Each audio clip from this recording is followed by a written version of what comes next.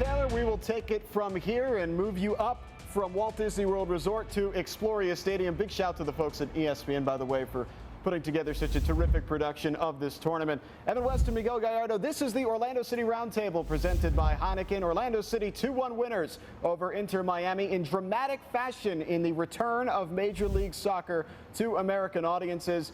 Miguel, what a night this was, from the pregame ceremony through the game, and Nani's dramatic 97th minute winner. 3 points on the board for Orlando City at the end of the night. Let me ask you something. Were you surprised that it was a dramatic finish?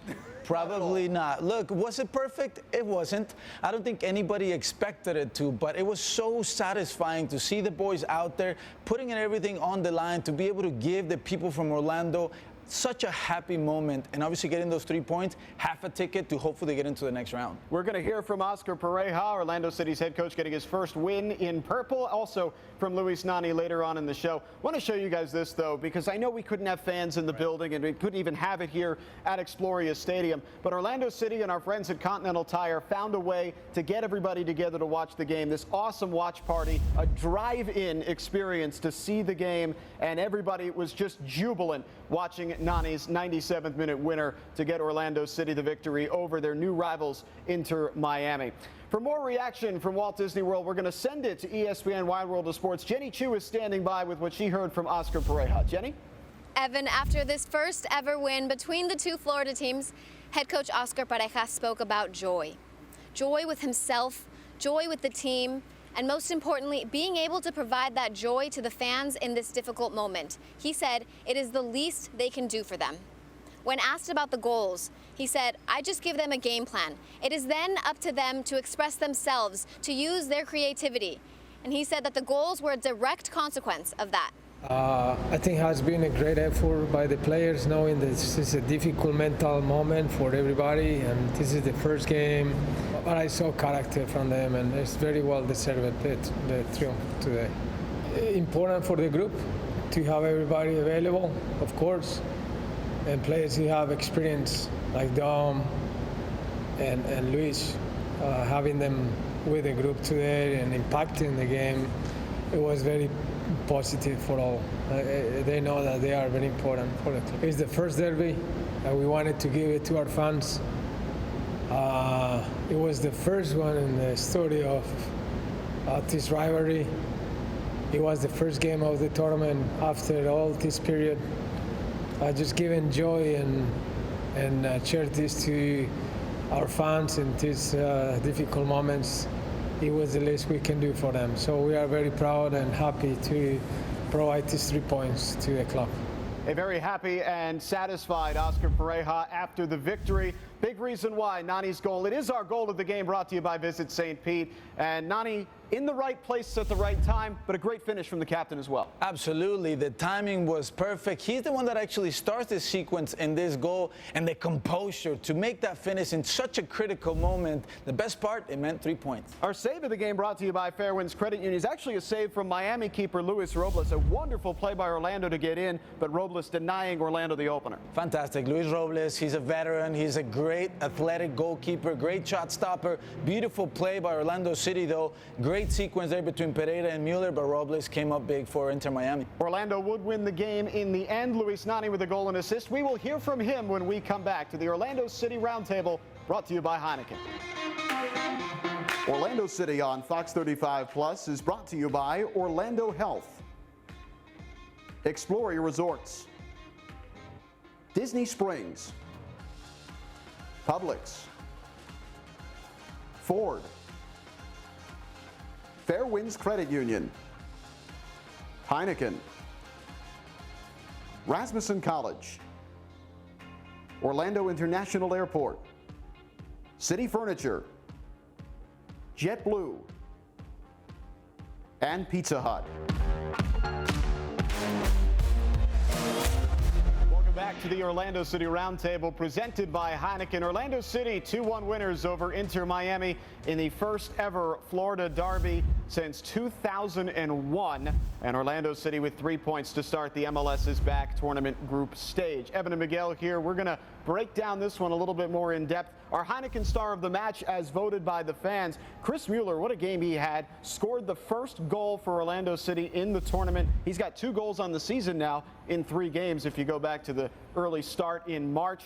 And Mueller also having several major opportunities throughout the night. A key player for Orlando City. Let's take a look at the full game highlights here, Miguel. They're brought to you by Explorer Resorts. Absolutely. It all started with Orlando City on the front foot. They get numbers forward, they take their chances, and that culminated in this great opportunity by Chris Mueller. Great save here by Luis Robles. Fantastic athleticism. But in the second half, it will be Miami who gets the first goal of the game. Nice play by Ulloa, gets involved in the attack, and a pass to Agudelo, who buried it in the 47th minute.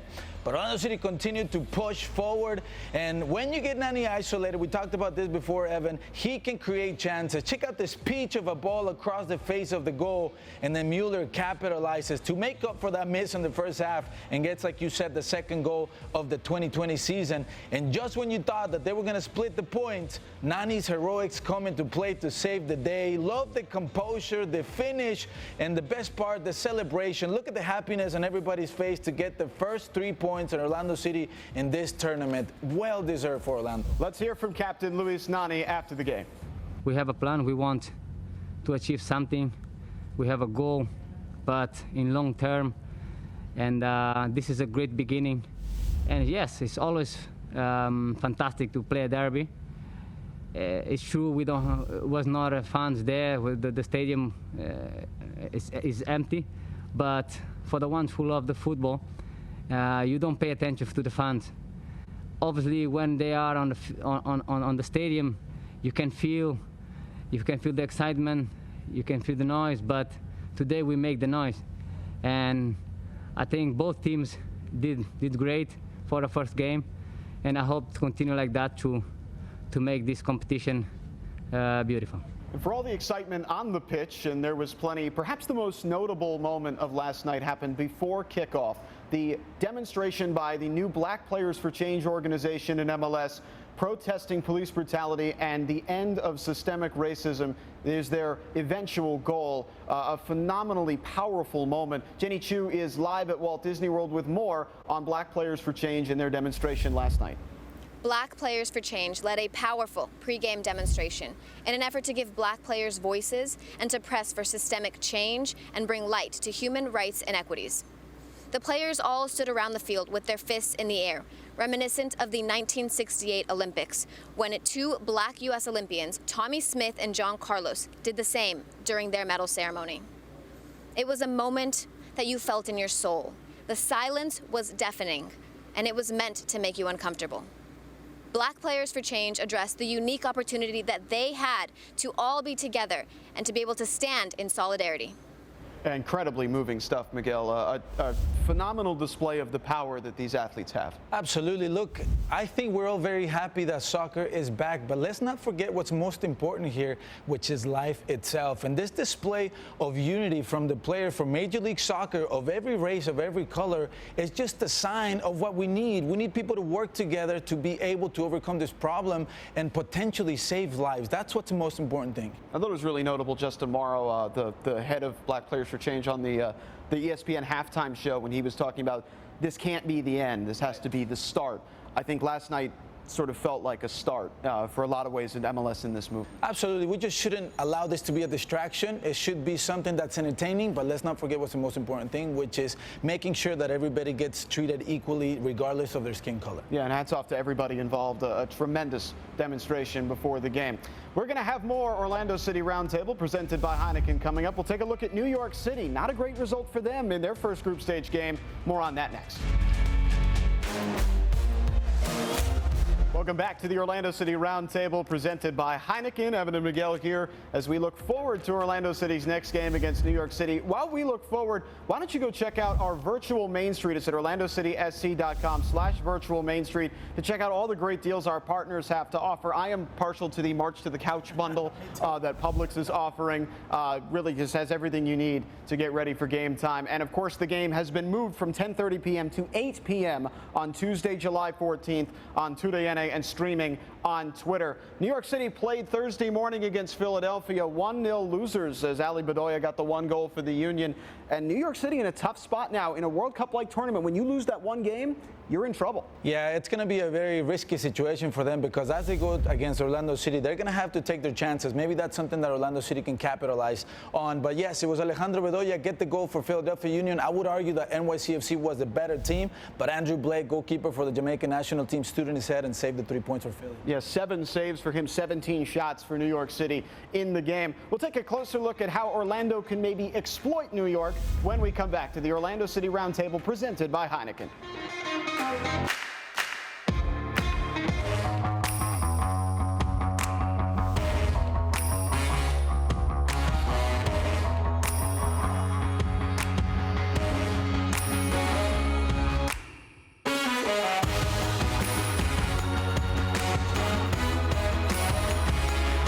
The Orlando City Roundtable presented by Heineken. Evan and Miguel here taking a look forward at Orlando City and New York City FC coming up on Tuesday night on TUDN and Twitter. And Miguel, when you look at this matchup, you think Juan might be a key for Orlando City to attacking NYCFC? Absolutely. Look, speed is a lot of fun. And let's take a look at this player. Juan, no doubt, is a weapon. In fact, they designed the setup so that he can have that freedom to go forward and produce. I love this. He drops back and then exploit that space. He stretches the back line high and wide. And then when you have people in the box, a lot of purple shirts, you're going to get opportunities like this one, and 90 finishes against NYCFC. Going to be an exciting matchup. The two teams have a lot of history back and forth over the years. Can't wait to see what they do in this next chapter. It's Tuesday night, July 14th, 8 p.m. The new kickoff time announced Thursday by MLS, 8 p.m. on TUDN, streaming on Twitter. We will talk to you after that one. Evan and Miguel signing off. We'll see you next time. Orlando City on Fox 35 Plus has been brought to you in part by Orlando Health, Exploria Resorts, Disney Springs, Publix, Ford, Fairwinds Credit Union, Heineken, Rasmussen College, Orlando International Airport, City Furniture, JetBlue, and Pizza Hut.